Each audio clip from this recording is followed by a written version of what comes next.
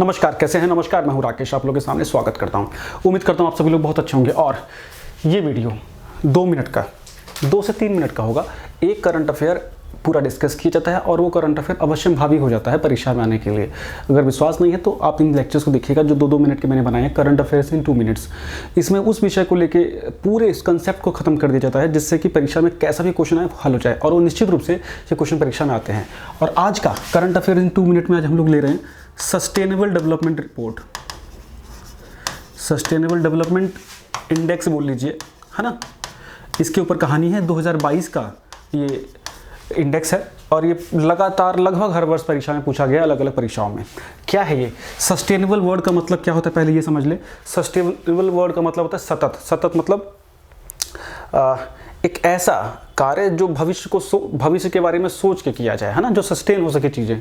और ये जो कंसेप्ट है ये डेवलप किया गया है यूनाइटेड नेशन के द्वारा। यूनाइटेड नेशन की एक संस्था बनी 2012 में, United nation sustainable development solution network, है ना।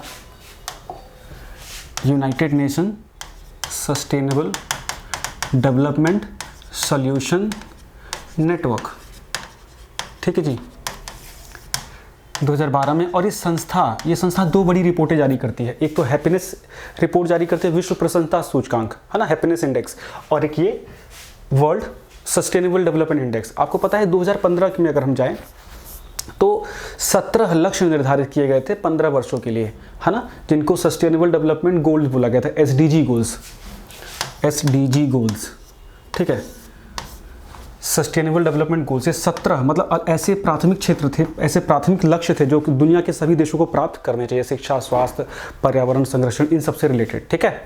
मैं एक लेक्चर और बनाऊंगा सिर्फ 2 मिनट का, उसमें 17 के 17 गोल लिखूंगा, बिकॉज पीसीएस वगैरह में ना वो गोल्स का भी पूछा जाता है कि 5वां गोल कौन सा है, 6ठा गोल कौन सा है, आरओ में भी आता है। तो ये 17 लक्ष्य कौन सा देश किस गति से पूरा कर रहा है उसको लेके ये हर साल एक रैंकिंग निकालते हैं, हाँ ना। उस रैंकिंग के आधार पे पूरा एक सिस्टम डेवलप होता है जिससे पता लगता है कि कौन सा देश कितना इसमें प्रोग्रेस कर रहा है इन लक्ष्यों को प्राप्त करने के लिए। भारत भी है उसमें। अब इसमें देखिए सबसे पहली बात तो ये कि इसके प्राइमरी क्वेश्चन क्या आ जाएंगे कि 2030 तक इन सारे लक्ष्यों को पूरा करने का लक्ष्य रखा गया है, जो कि एक अतिशयोक्ति ही है, आसान नहीं से पूरा करना पाना, है ना, इतना कम टाइम फ्रेमवर्क में 15 वर्षों में ही, ठीक है। अब देखिए अभी हाल ही में इसकी रिपोर्ट आई है, सतत विकास रिपोर्ट 2022, और उसी में रैंकिंग भी आती है। तो इस बार की रिपोर्ट की थीम पहले देख लो क्या है, from crisis to sustainable development. ये पॉइंट भी याद रखोगे तो ये काम चल जाएगा, from crisis to sustainable development. ये हम इस रिपोर्ट के तथ्यों को यूज़ कर सकते हैं एसए में भी, हम जो पर्यावरण से रिलेटेड एसए हम करते हैं ना इंटरनेशनल चीज़ों के ऊपर, वहाँ भी हम यूज़ कर सकते हैं। The sustainable goals on road map to 2030 beyond, ठीक है। ये थीम इसकी याद रख लेनी आप लोगों को। अब देखिए इसका इंडेक्स जो बोलता है, इंडेक्स क्या बोल रहा है, इसमें रैंकिंग में कौन है, सारे नॉर्डिक नेशन हैं। नॉर्डिक देश कौन से होते हैं, वो नीली नीली आंखों वाले ऊपर, स्वीडन, फिनलैंड, डेनमार्क, है ना, सारा ऊपर तो पूरा नॉर्थ यूरोप का हिस्सा है। उसमें फिनलैंड है रैंक 1 पे, और 1 से लेकर 100 के बीच में मार्किंग होती है। ओवरऑल एवरेज स्कोर जो है करीब 66 के आसपास होता है। इसका भाई का 86 है, 86.51, ठीक है। 163 देशों में ये रैंकिंग बनी है बच्चे, 163 नेशंस में। रैंक 1 में फिनलैंड है, सेकंड पे डेनमार्क है, और तीसरे पे स्वीडन है, बिल्कुल ठीक। 5वें पे नॉर्वे है, चौथे पे नॉर्वे है, 5वें पे ऑस्ट्रिया है।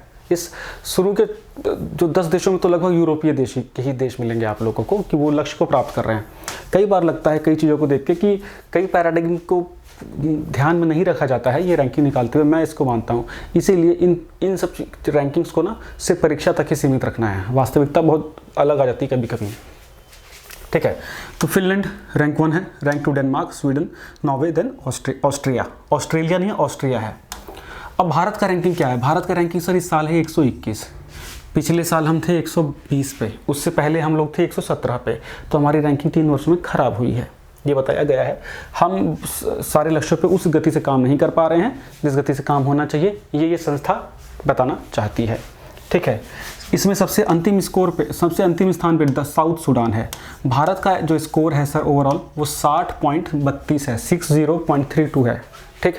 अब हम पड़ोसियों की नज़र अगर हम डाल लें तो मालदीव 67वें नंबर पे आ रहा है, भूटान 70वें नंबर पे आ रहा है, श्रीलंका 76 नंबर पे आ रहा है, हाँ जी श्रीलंका 76 नंबर पे आ रहा है, नेपाल 98 पे आ रहा है, बांग्लादेश 104 पे आ रहा है, पाकिस्तान 125 पे आ रहा है, चीन 56 पे आ रहा है, अफगानिस्तान 147 पे आ रहा है। ये भारत से लगे हुए जो लगभग देश हैं उनकी स्थिति में बता रहा हूँ। अब क्वेश्चन कैसे भी आए, हमसे क्वेश्चन ये छूटेगा नहीं। क्या लक्ष्य था, किस लक्ष्य को लेकर आगे बढ़ा गया, क्या टारगेट है इस बार की रैंकिंग, क्या है थीम, क्या है, डन हो जाएगा इसी में।